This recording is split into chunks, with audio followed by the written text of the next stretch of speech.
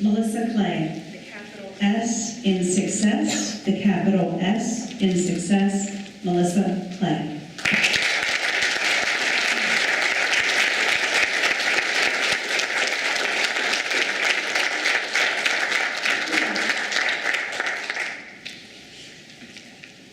I have a confession to make. I used to think success was for other people, but not for me. I used to think success was for people who already had an advantage in life, whether it be financial, professional, or social.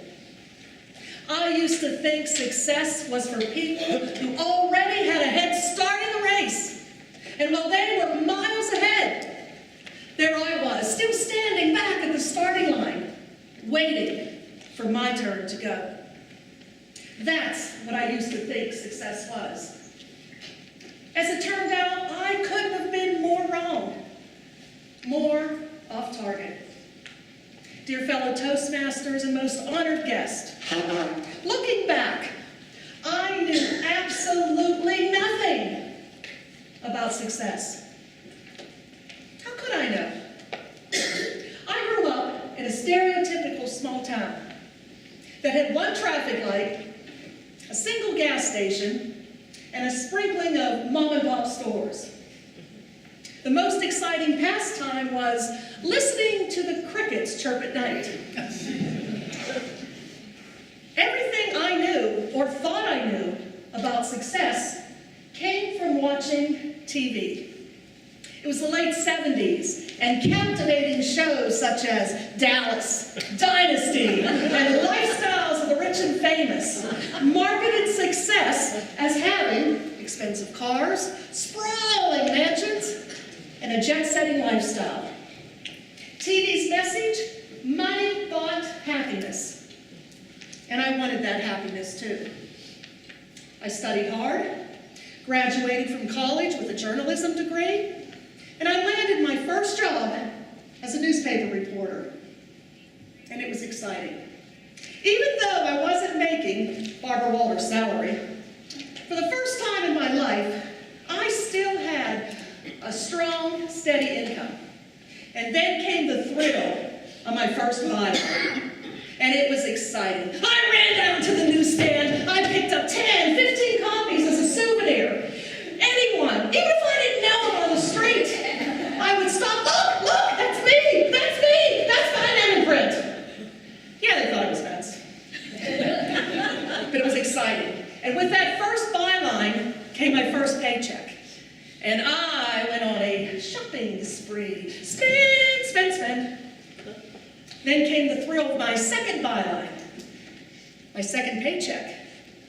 And I went on another shopping spree. Spend, money. Then something strange happened. By the time of my 10th byline and my 10th paycheck, the thrill was gone. The excitement was no longer there. I looked around my apartment at all these items I had bought. I wasn't happy. In fact, it seemed the more I bought, the unhappier I was. There was a void in my life, and it was growing larger. I didn't understand this.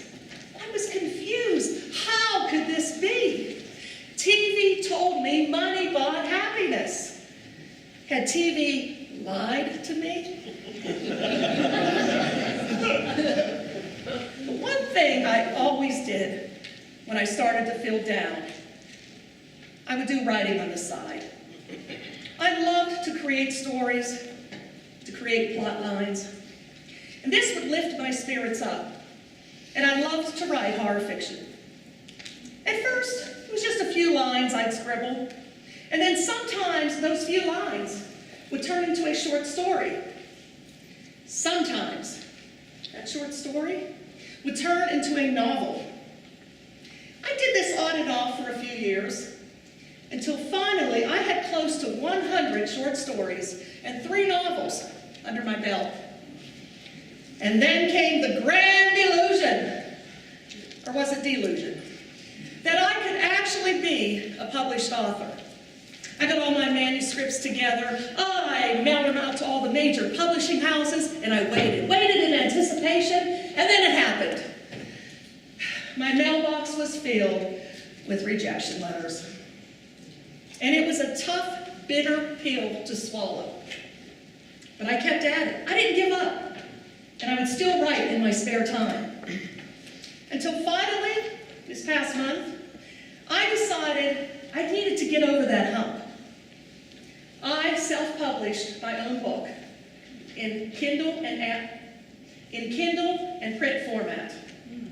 And you want to know how that made me feel? Picture this scenario. When Stephen King has a new book being released, it sells 8 million copies right off the bat. Melissa Clay's book sold 2 copies. And one was borrowed for free. But that didn't matter to me. I felt as if I had sold 100 million copies. I finally had that sense of accomplishment. I finally felt whole. It took me all these years to realize the capital S in success doesn't stand for sums of money in the bank. It doesn't stand for a surplus of exotic cars parked in your 10-car garage. And it surely doesn't stand for a stock portfolio that even Donald Trump would be jealous of. The capital S in success stands for self-worth, self-fulfillment, and self-satisfaction. Think about it. Self-worth, self-fulfillment, and self-satisfaction. I may never have a book on the New York Times bestseller list, but I will have a book. I may never drive a $300,000 sports car, but I will drive my writing career in the direction I choose. And I may never jet set all over the world on fantastic adventures, but I will create and write those adventures through my works. I am a writer. I am a success. And that exhilarating feeling of joy and accomplishment I get, well, my friends, that is something that money just can't buy. Madam Contest Chair.